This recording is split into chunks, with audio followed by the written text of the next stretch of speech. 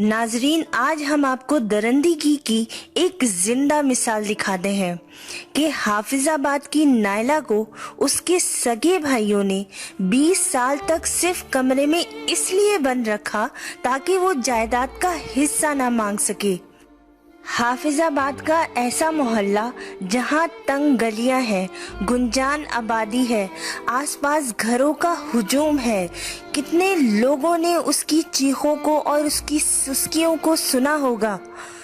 कितने सरकारी अफसरान आए होंगे और गए होंगे। 20 साल तक जानवरों से बदतरीन कैद काटने वाली नायला की हालत पर जानवर भी पनाह मांगते होंगे।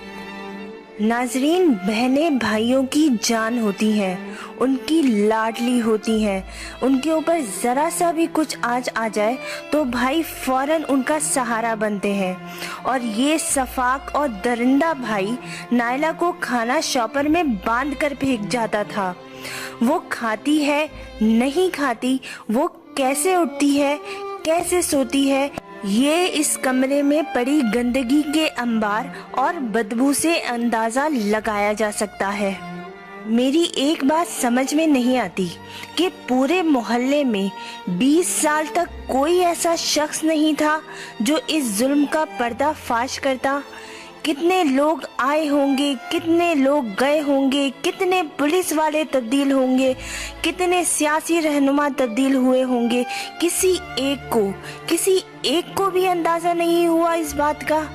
नाजरीन, नायला को बाजियाब कराते वक्त उसके बढ़े हुए नाखून और जिस्म में पड़े हुए कीड़ों ने हमारी इंसानियत पर कितने सवाल छोड़ दिए, ये आप खुद वीडियो देखकर अंदाजा लगाएं।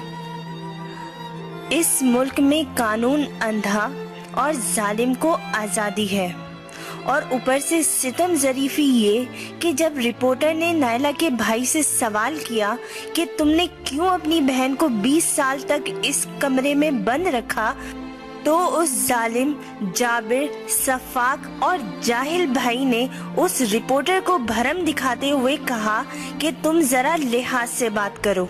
और ऊपर से उसके मोहल्ले वाले उसका साथ देने आ गए कि ये इनका निजी मामला है, आप अपने काम से काम रखें।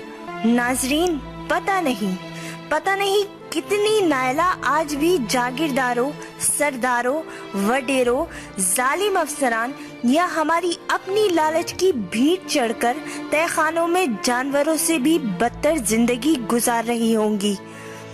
जब सगा भाई चंद टके की जायदाद के लिए बहन को जानवरों से बदतर जिंदगी दे सकता है, तो इस मुल्क के कानून और इंसानियत का अल्लाह ही हाफिज है। शुक्रिया। मिलेंगे नई वीडियो के साथ। सब्सक्राइब बटन पर क्लिक करें और बेल के निशान पर भी क्लिक करें ताकि हर वीडियो आपको मिल सके। अपना ख्याल रखिएगा। अल्लाह हाफ़िज़।